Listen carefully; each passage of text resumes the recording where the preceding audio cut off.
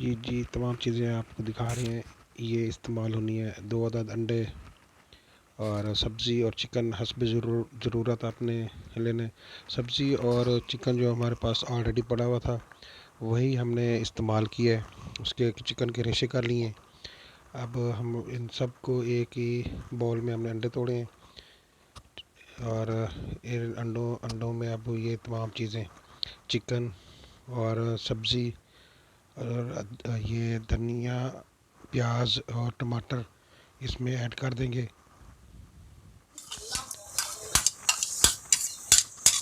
Add کرنے کے بعد ان کو اچھی طرح پھینٹنا ہے. اچھی طرح سے مکس کرنا ہے تاکہ سبزی یہ یکجان ہو جائے اور کھانے میں آسانی ہو. انڈا آملیٹ بنانے میں بہت آسانی ہو جاتی ہے جب آپ لوگ اس کو اچھی طرح سے مکس کرتے ہیں. یہ باہر کا ویو ہے. صبح کا موسم صبح کا ٹائم ہے اور موسم بہت پیارا بنا ہوا تھا. بادل آئے ہوئے تھے. ہلکی ہلکی بارش بھی ہو رہی تھی.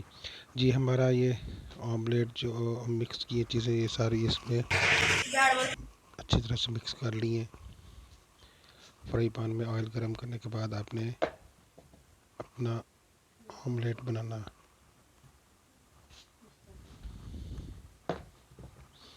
یہ دیکھیں ماشاء اللہ کتنا زبردست لگ رہا ہے.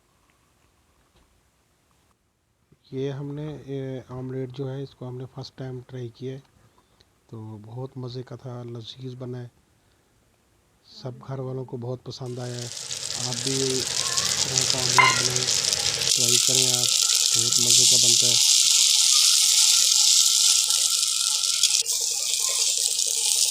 یہ دیکھیں ماشاء اللہ ہمارا آملیٹ بن کے تیار ہو گیا ہے اور ہم اس کو اب کھانے لگے ہیں پراٹھوں کے ساتھ. یہ آپ کو پراٹھا بھی دکھا رہے ہیں. پراٹھے بنا رہے ہیں ساتھ ساتھ. یہ دیکھیں جی یہ ہماری بیگم جو ہے ماشاء اللہ پراٹھے بناتی ہیں زبردست قسم کے. دیسی گھی استعمال کرتے ہیں ہم پراٹھوں میں